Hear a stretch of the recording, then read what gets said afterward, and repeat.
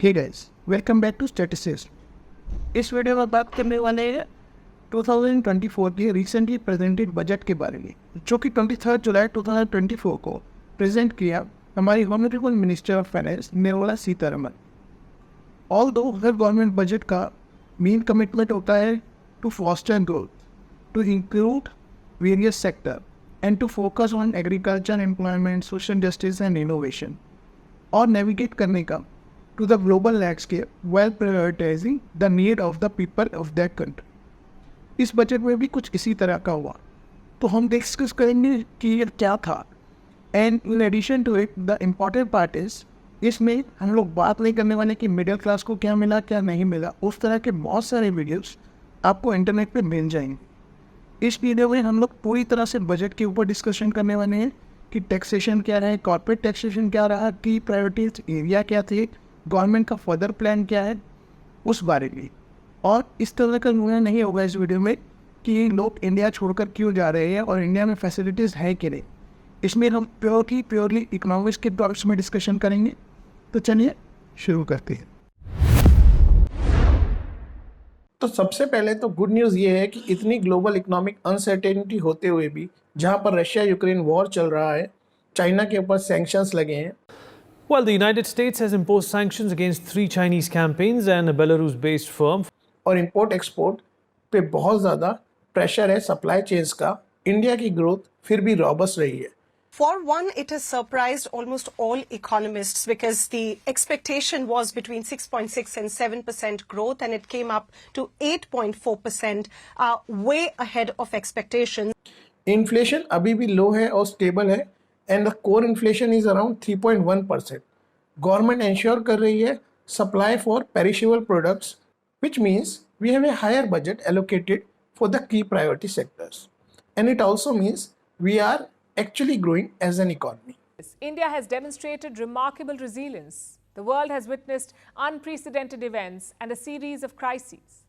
A once-in-a-century pandemic, 2 unexpected conflicts, an economic slowdown, and geopolitical pressures. We've seen all of it.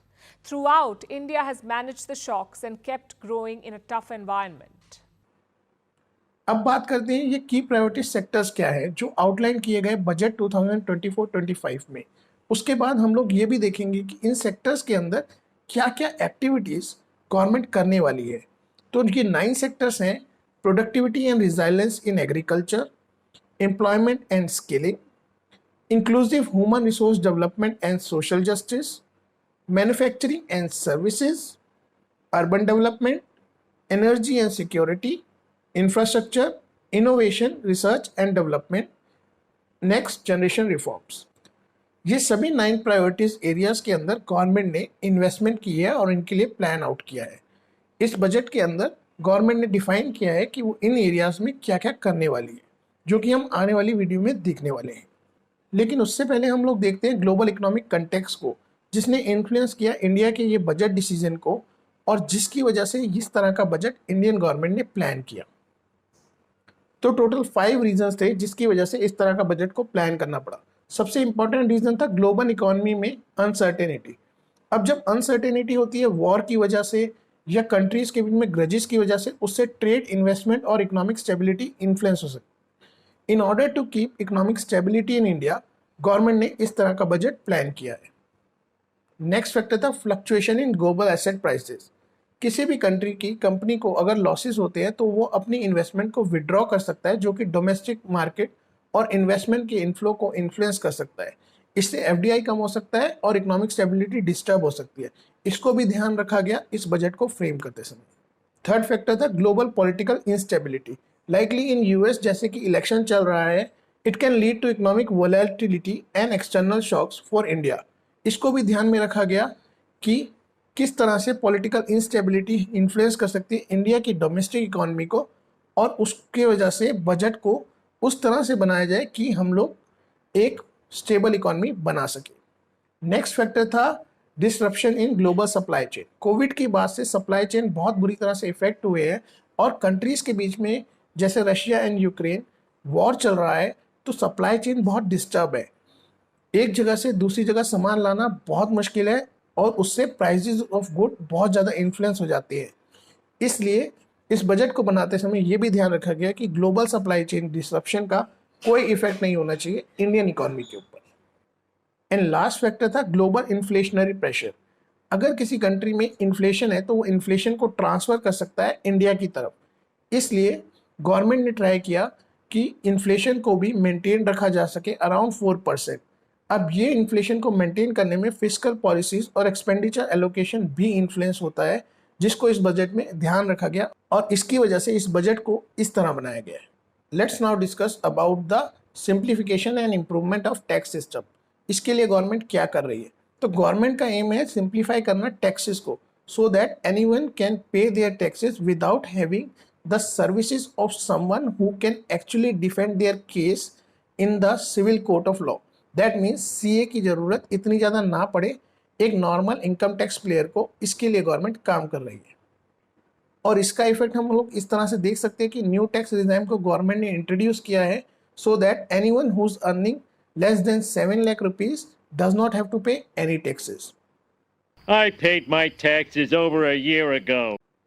अगर हम बात करें tax collection की, तो गवर्नमेंट क्लेम करती है 58% of corporate tax revenue is coming from simplified tax regime.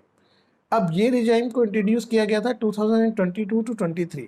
इसके अंदर कॉर्पोरेट टैक्स रेट को रिड्यूस किया गया था डोमेस्टिक कंपनीज के लिए फ्रॉम 30% टू 22%, और न्यूली मैन्युफैक्चरिंग कंपनीज के लिए टैक्स रेट को रिड्यूस किया गया था फ्रॉम 17.01% टू 15%। इसके साथ साथ जो कंपनीज ऑप्ट कर रही थी रिड्यूस टैक्स रेट के लिए, उनको भी एग्जम्प्ट किया गया था from paying minimum alternate tax. ये रिजाइम एम करती थी to simplify tax and compliance by reducing the number of exemptions and incentive that companies could claim. अगर हम बात करें पर्सनल इनकम टैक्स की, तो गवर्नमेंट क्लेम करती है more then 2/3 of the tax payer have opted for the new personal income tax regime in the last fiscal year, जो कि एक गुड न्यूज़ है इकोनॉमी के लिए, बिकॉज इससे टैक्स भी सिंप्लीफाइड हुआ है, प्लस गवर्नमेंट को एडिशनल टैक्स मिल रहा है, जिससे कि गवर्नमेंट का टैक्स रेवेन्यू इंक्रीज हो रहा है एंड टैक्स की जो चोरी इंडिया में हुआ करती थी वो कम हो जाएगी। एडिशनली गवर्नमेंट काम कर रही है इनकम टैक्स एक्ट रिव्यू के ऊपर। अब इनकम टैक्स एक्ट रिव्यू का एम है to make the income tax act of 1961 concise, lucid and easy to understand and reduce disputes and litigation for the people. Government ने claim किया है कि इसको कंप्लीट करने के लिए उन्हें सिर्फ 6 मंथ्स का टाइम चाहिए। अगर हम बात करें चैरिटी टैक्स रिजाइम के बारे में, तो इसमें 2 टैक्स एग्जम्पशन पहले अलाउड थी, जिसको कि गवर्नमेंट ने एक में मर्ज कर दिया। अगर हम बात करें टीडीएस रेट एडजस्टमेंट के बारे में, तो 5% TDS rate on many payments will be merge into 2% TDS rate, which means TDS rate will be reduced. अगर हम बात करें TDS rate on mutual fund repurchase पे जो लगता था वो 20% था, गवर्नमेंट ने उसको भी रिड्यूस कर दिया है। और टीडीएस रेट जो ई कॉमर्स ऑपरेटर्स के ऊपर लगता था उसको भी रिड्यूस किया गया है फ्रॉम 1% टू 0.1%। अगर हम बात करते हैं reassessment and reopening of provisions के बारे में, तो यहाँ पर भी गवर्नमेंट ने कुछ चेंजेस किए हैं, जैसे कि असेसमेंट अब तभी रीओपन हो सकता है beyond 3 years from the end of assessment year अगर एस्केप इनकम 50 लाख से ज़्यादा है, and the maximum period for it is around 5 years now. Proposed time limit for reopening is also reduced to 6 years down from 10 years. That means कि अगर last 10 years में आपकी income 50 lakhs या उससे ज़्यादा होती थी तो पहले तब रीओपन किया जा सकता था केस, बट अभी 6 years कर दिया है। विच मीन्स अगर आपने 50 लाख से ज़्यादा इनकम 10 साल पहले के केस में कमाई है तो गवर्नमेंट उस केस को नहीं देखने वाली। अब ये एक प्रॉब्लम है इंडिया के लिए। अगर बात करें डिजिटलाइजेशन के बारे में, तो major GST services and most custom services and income tax services are digitalized now, and government claim करती है कि फ्यूचर में all remaining custom and income tax services will be digitalized and made paperless within the next 2 years, जो कि एक अच्छी बात है इंडियन इकोनॉमी के लिए, बिकॉज पेपरलेस सर्विसेज का रिकॉर्ड मेंटेन रहता है and it can be actually verify later on. अगर हम बात करें डिस्प्यूट रेजोल्यूशन एंड अपील के बारे में, जिसमें कि आप कंप्लेंट कर सकते हैं अपने टैक्स के बारे में अगर वो एक पर्टिकुलर लिमिट से ज़्यादा है, तो उसके लिए गवर्नमेंट की एक स्कीम है विवाद से विश्वास स्कीम, जो कि 2024 में ही इंट्रोड्यूस हुई है। इस स्कीम के अंदर डायरेक्ट टैक्सेस, एक्साइज और सर्विस टैक्स के ऊपर वेरियस कोर्ट्स में बात की जा सकती है। जैसे कि टैक्स ट्राइब्यूनल में केस किया जा सकता है अगर 60 लाख तक का आपके ऊपर टैक्स है, हाई कोर्ट में अपील की जा सकती है अगर 2 लाख तक का टैक्स है, और सुप्रीम कोर्ट में की जा सकती है अगर 5 करोड़ तक का टैक्स है। अगर हम बात करें इंटरनेशनल टैक्सेशन के बारे में, जहाँ पे सेफ हार्बर रूल अप्लाई होता है, इसके अकॉर्डिंगली अगर टैक्स पेयर बोलता है कि उसकी इतनी इनकम फॉरेन में हुई है तो गवर्नमेंट उसको एक्सेप्ट करती है विदाउट फर्दर इन्वेस्टिगेशन। इसका स्कोप गवर्नमेंट ने डिसाइड किया है कि एक्सपैंड किया जाएगा so that it can be made more attractive, there shouldn't be less litigation and it should provide more certainty to the government, जो कि एक अच्छी न्यूज़ है उन लोगों के बारे में जो अपनी इनकम फॉरेन में भी अर्न करते हैं। Let's move next to support for startup and employees. अगर हम बात करते हैं एंजल टैक्स के बारे में, तो गवर्नमेंट ने इसको अबॉलिश कर दिया है for all classes of investor. Government का एम है to boost the startup ecosystem and innovation in the country. ये एक बहुत अच्छी गुड न्यूज़ है उन यंग एंटरप्रेन्योर्स के लिए जो एंजल इन्वेस्टर्स से इन्वेस्टमेंट लेना चाहते हैं। अब एंजल इन्वेस्टर्स को ये प्रॉब्लम नहीं होगा कि उन्हें गवर्नमेंट को भी टैक्स देना है, तो एंजल इन्वेस्टर्स ज़्यादा कंपनी में इन्वेस्ट कर पाएंगे और यंग एंटरप्रेन्योर्स भी अपने आइडियाज़ को एग्जीक्यूट कर पाएंगे। और किसी भी कंट्री की ग्रोथ हमेशा बिजनेसेस से होती है। नेक्स्ट आ जाते हैं एनपीएस डिडक्शन पे। इसके अंदर गवर्नमेंट प्रपोज करती है to increase in the deduction of the employer expenditure towards NPS from 10 to 14% of the employees salary for both public and private sector employees under the new tax regime, जो कि अगेन एक अच्छी good news है for young entrepreneurs. अब आ जाते हैं फॉरेन एसेट रिपोर्टिंग के बारे में। तो non reporting of small foreign asset up to rupees 20 lakh by Indian professional working in multinational firms will be depenalized under the Black Money Act। इससे पहले इंडियन प्रोफेशनल को रिक्वायर्ड था कि वो अपने फॉरेन एसेट को रिपोर्ट करे, otherwise वो ब्लैक मनी एक्ट में इंक्लूड किया जाएगा और उनके ऊपर केस भी हो सकता है।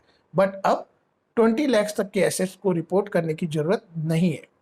ये भी एक अच्छी गुड न्यूज़ है उन इंडियन प्रोफेशनल के लिए जो कि काम कर रहे हैं मल्टीनेशनल कंपनीज के अंदर। अब जब काफ़ी ज़्यादा गुड न्यूज़ हो चुकी है तो आते हैं पर्सनल इनकम टैक्स के ऊपर। पर्सनल इनकम टैक्स की अगर हम बात करें तो स्टैंडर्ड डिडक्शन को इंक्रीज कर दिया गया है 50,000 से 75,000 तक for salaried employees. Family pension deduction की अगर मैं बात करूं तो उसको भी एनहेंस किया गया है फ्रॉम 15,000 to 25,000 फॉर पेंशनर्स। अब गवर्नमेंट क्लेम करती है ये जो चेंज है it will benefit about 4 crore salaried individuals and pensioner. ये क्लियरली एक गुड न्यूज़ है for salaried individual as well as pensioners. But अगर हम लोग मेन चेंजेस के बारे में बात करें तो पहले 3 to 6 लाख रुपीज़ की इनकम के ऊपर 5% टैक्स लगता था, जो कि अब 3 to 7 लाख रुपीज़ की इनकम के ऊपर लगेगा। हाउएवर जब मैं बात करता हूँ अपर ब्रैकेट की तो 12 to 15 लाख के ऊपर 20% टैक्स पहले लगता था और वो अभी भी 20% ही है। अबव 15 लाख 30% फ्लैट टैक्स है। और जो चेंजेस आए हैं वो सिर्फ प्रीवियस ब्रैकेट में आए हैं, जो 9 to 12 की जगह 10 to 12 पे 15% है, जो कि सिर्फ 1 लाख का डिफरेंस है। क्योंकि ये 1 लाख रुपीज़ का डिफरेंस आया है, इससे गवर्नमेंट क्लेम करती है कि एक सैलरीड एम्प्लॉय सेव कर सकता है 17,500। अब ये जो 17,500 है इसको सेव करके जो सैलरीड इंडिविजुअल इन्वेस्ट करना चाहता था स्टॉक मार्केट में, उधर पहले ही गवर्नमेंट ने शॉर्ट टर्म कैपिटल गेन को 15% से 20% बढ़ा दिया है और लॉन्ग टर्म कैपिटल गेन को 10 से 12.5% बढ़ा दिया है, जिससे कि ये जो इनकम है 17,500 का उसको इन्वेस्ट करने से कुछ खास बेनिफिट लोगों को होने वाला तो है नहीं। इसके बाद हम लोग आ जाते हैं इनडायरेक्ट टैक्सेस के ऊपर। तो डिफरेंट सेक्टर्स के स्पेसिफिक कस्टम ड्यूटीज़ के ऊपर भी गवर्नमेंट ने इस बजट में चेंजेस करे, जैसे कि मोबाइल फोन्स एंड इलेक्ट्रॉनिक्स।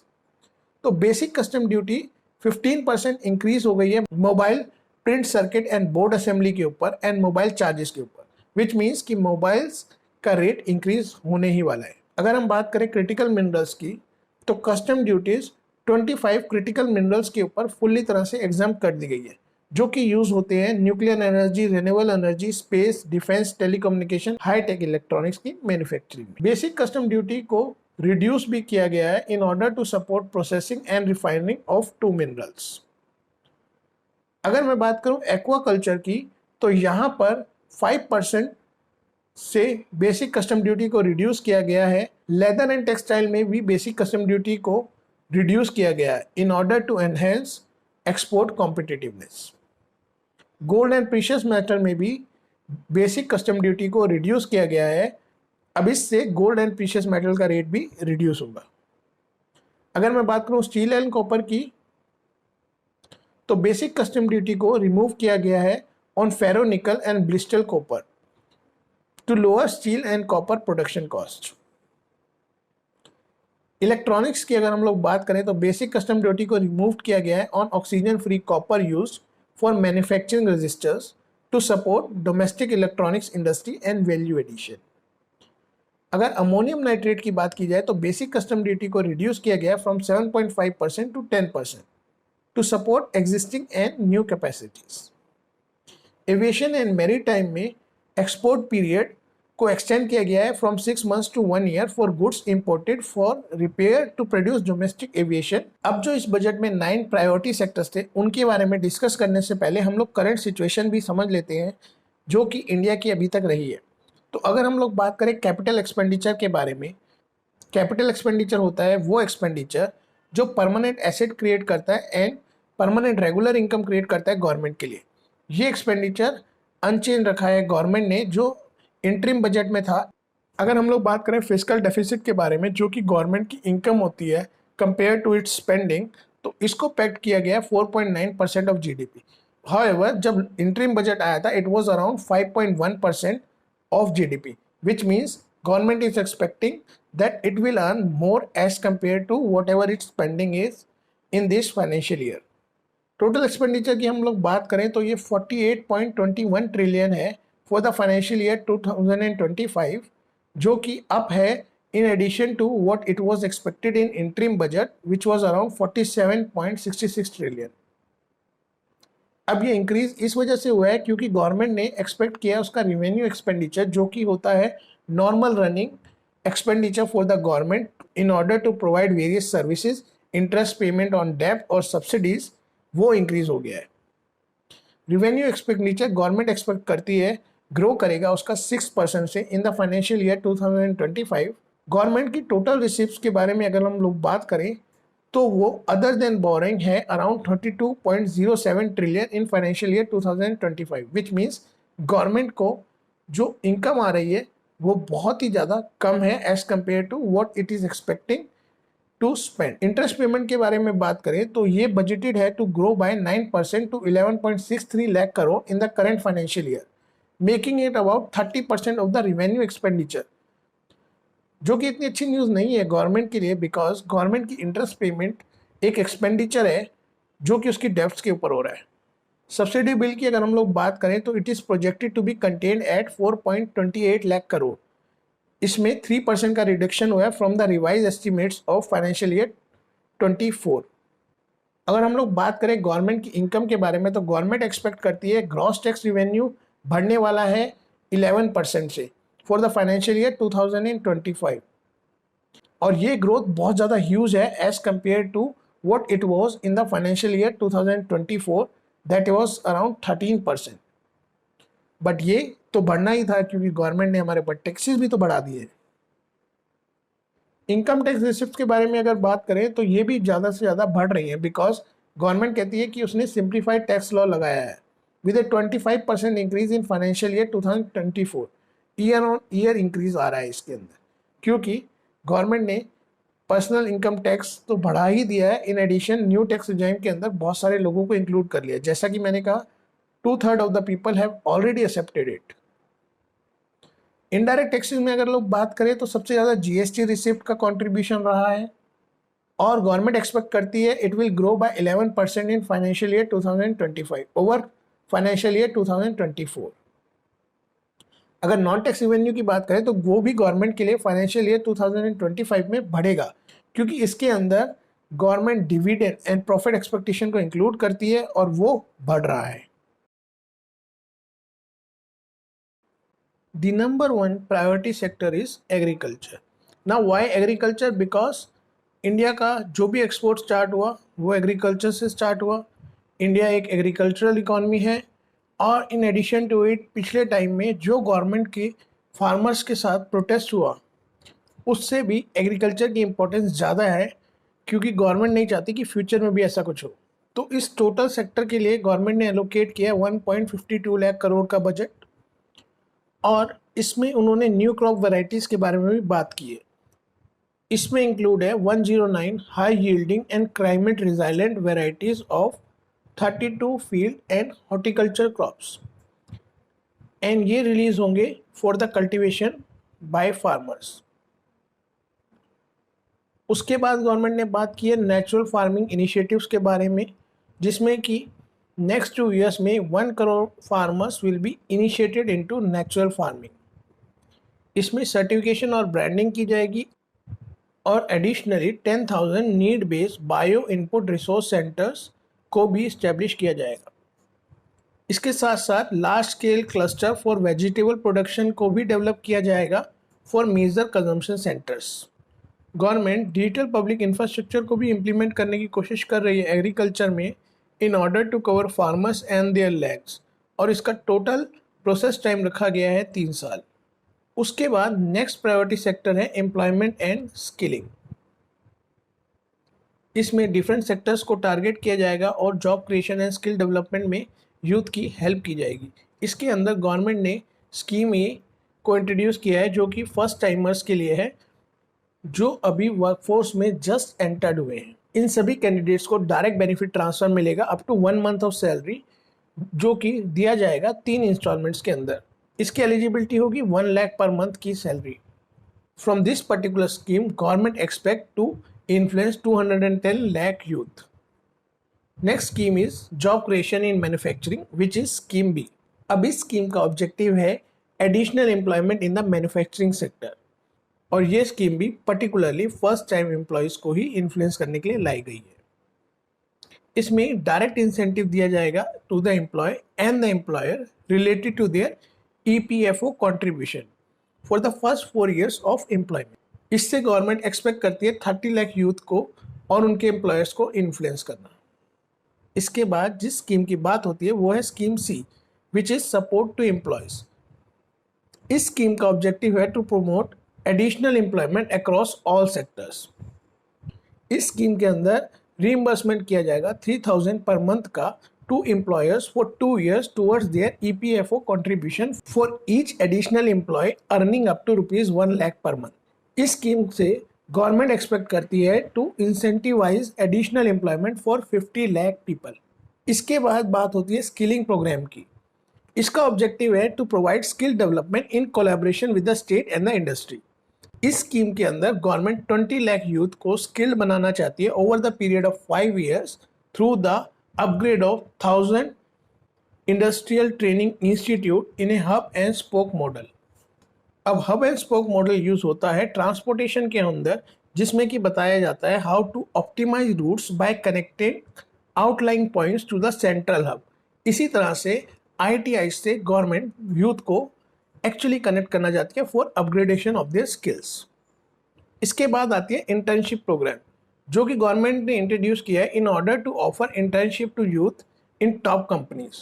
इस स्कीम में गवर्नमेंट इनिशिएट करना चाहती है 1 करोड़ यूथ के लिए in 500 top companies over 5 years internship. इस स्कीम में इंटर्न्स को बेनिफिट मिलेगा 5,000 per month along with one time assistant of ₹6,000।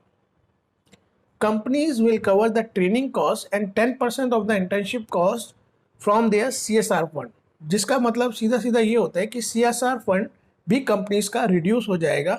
मतलब कि जो सोशल एक्टिविटीज़ कंपनी करती थी अब वो कम करके वो यूथ को इंटर्नशिप में पैसे लगाएंगी। एंड ऑब्वियसली हर एम्प्लॉयर यही करना चाहेगा, बिकॉज अगर वो इंटर्न्स हायर करता है तो उनके वर्कर्स का वर्क रिड्यूस हो जाता है। इन एडिशन टू इट उनकी CSR एक्टिविटीज़ भी पूरी हो जाती है। So they will choose to actually go with this policy in contrast to what they were doing earlier, that was social benefit. So government corporate के थ्रू internship तो provide करेगी ही, बट वो उसका क्रेडिट भी लेगी। ऑल्दो इसको CSR का पार्ट बना के गवर्नमेंट ने जो सोशल एक्टिविटीज़ कंपनीज करती थी उनको एक्चुअली रिड्यूस भी किया है। इसके बाद आती है मॉडल स्किल लोन स्कीम की बात। इसका ऑब्जेक्टिव है to facilitate skill development loans. इसको रिवाइज किया जा रहा है to provide loans up to ₹7.5 lakh with government backed guarantee helping 25,000 students annually. इसके बाद बात आती है higher education and loan support की। To support the youth not covered by other government initiative, government is actually introducing this one. इसमें government financial support provide करेगी for loans up to ₹10 lakh for higher education in domestic institution with e voucher for annual interest. So overall अगर इसको समझा जाए तो government ने ये initiative लिया है कि जो एजुकेटेड यूथ है या जो एजुकेशन में इन्वॉल्व है उनको अपने आप से कनेक्ट करने का, in order to actually gain their trust. अब आते हैं human resource development and social justice के ऊपर।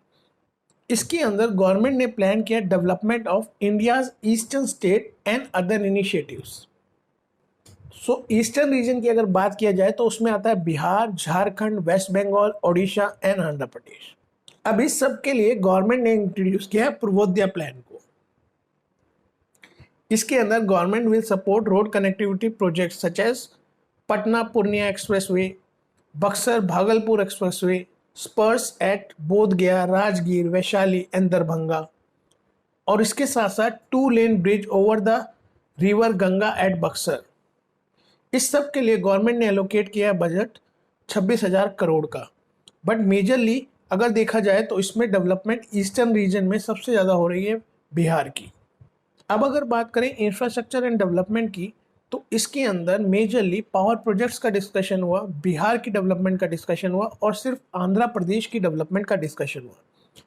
पावर प्रोजेक्ट्स में एक न्यू 2400 मेगावाट पावर प्लांट लगाने की बात हुई at Pirpainti which will be constructed at a cost of 21,400 crore. उसके बाद अगर बिहार की डेवलपमेंट की बात करें तो उसमें new airports, medical college, post infrastructure की बात हुई जो कि बिहार के डेवलपमेंट में यूज़ किया जाएगा as an infrastructure promotion by the government in the budget. Andhra Pradesh की अगर बात करें तो special financial support of ₹15,000 crore has been given to Andhra Pradesh through multilateral development agency for the state capital development. तो मेजरली इंफ्रास्ट्रक्चर में अगर हम लोग बात करें तो सिर्फ बिहार और आंध्र की बात सबसे ज़्यादा हुई है और उन्हीं को सबसे ज़्यादा फंड्स एलोकेट किए गए हैं। अब आते हैं हाउसिंग एंड सोशल इनिशिएटिव्स के ऊपर जो कि बहुत इंपॉर्टेंट है एक मिडिल क्लास के लिए। हाउसिंग में अगर बात करें तो अनाउंसमेंट की गई है 3 crore additional homes will be constructed under PM Awas Yojana in rural and urban areas with necessary budget allocation. Women led development की अगर बात करें तो बजट एलोकेट किया गया है more than 3 lakh crore for scheme benefiting womens and girl, जो कि एक बहुत अच्छी बात है ओवरऑल इंडिया की वुमेन डेवलपमेंट के लिए। ट्राइबल डेवलपमेंट की अगर बात करें तो लॉन्च किया गया है पीएम जनजातीय उन्नत ग्राम अभियान।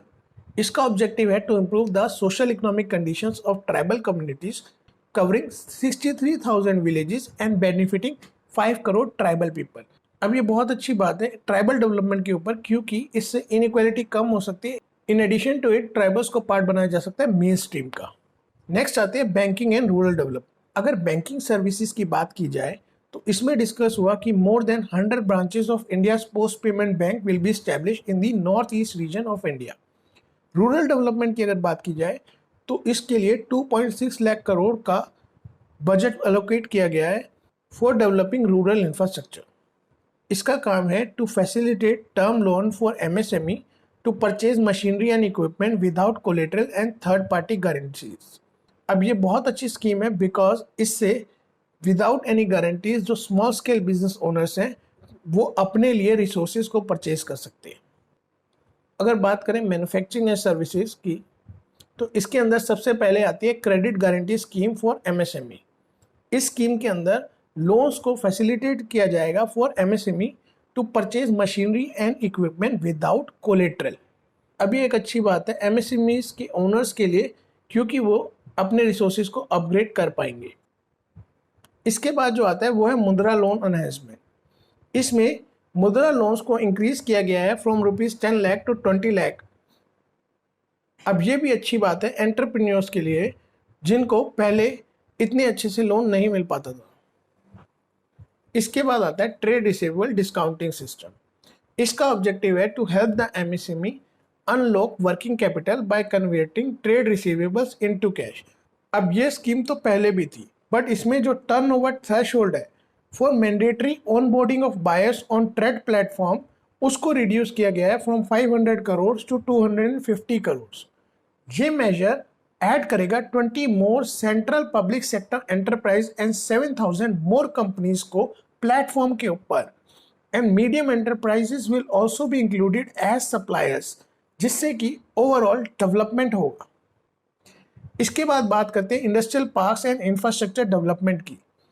तो गवर्नमेंट डेवलप कर रही है investment ready industrial parks with complete infrastructure in और near 100 cities. National industrial corridor development program के अंडर में 12 इंडस्ट्रियल पार्क्स को सैंक्शन किया जाएगा under this program to boost industrial growth, जो कि इंडिया के लिए लॉन्ग टर्म में बहुत अच्छी बात है। अब बात करते हैं अर्बन डेवलपमेंट। इसमें गवर्नमेंट का एम है सिटीज़ को इस तरह से डेवलप किया जाए कि वो सेंटर ऑफ इकोनॉमिक ग्रोथ बन जाए। इसके लिए गवर्नमेंट प्लान कर रही है इकोनॉमिक एंड ट्रांजिट प्लानिंग, और साथ ही साथ प्रायरी अर्बन एरियाज में टाउन प्लानिंग स्कीम्स चल रही है। इसके साथ साथ पीएम आवास योजना अर्बन 2.0 पे भी काम किया जा रहा है, जिसमें कि गवर्नमेंट ने 10 लाख करोड़ इन्वेस्टमेंट करने का प्लान किया है। इसका ऑब्जेक्टिव है हाउसिंग नीड्स को सेटिस्फाई करना for 1 crore urban poor and middle class families. The government will provide 2.2 lakh crore in central assistance over the next 5 years for this scheme. Also, a provision for interest subsidy will be made to facilitate loan at affordable rates. अब ये एक अच्छी scheme है उन लोगों के लिए जिन्होंने अभी तक इंडिया में घर नहीं लिया है, या जो भी अपना घर पीएम आवास योजना के अंडर लेना चाहते हैं। अब बात करते हैं 6th प्रायोरिटी एरिया की, जो कि है nuclear energy development. Nuclear energy बहुत इंपॉर्टेंट रोल प्ले करता है विकसित भारत के लिए। इसके अंदर गवर्नमेंट कोलैबोरेट करने वाली है प्राइवेट सेक्टर के साथ to set up Bharat small reactors, जो कि रिसर्च एंड डेवलपमेंट में काम करेंगे। उसके साथ साथ AUS टेक्नोलॉजी पावर प्लांट पे भी काम किया जाएगा, जो कि एक जॉइंट वेंचर रहेगा बिटवीन NTPC एंड BHEL। इसके बाद बात आ जाती है इंफ्रास्ट्रक्चर की, जो कि 7th प्रायोरिटी एरिया है। इसके अंदर प्रधानमंत्री ग्राम सड़क योजना फेज 4 पर काम होने वाला है। इसका ऑब्जेक्टिव है to provide weather connectivity to 25,000 rural areas that have become eligible due to population growth. इसके साथ ही टेम्पल कॉरिडोर डेवलपमेंट पे भी काम करने वाली है गवर्नमेंट, जो कि है विष्णु परिधर temple corridor and Mahabodhi temple corridor to increase religious tourism enhancement के लिए गवर्नमेंट रिवाइव करने वाली है नालंदा यूनिवर्सिटी को भी और उससे रिलेटेड टूरिस्ट एरियाज को भी। और इसके साथ साथ गवर्नमेंट डेवलप करने वाले tourist attraction area in Nalanda and Odisha in order to elevate their status as prime tourism destinations.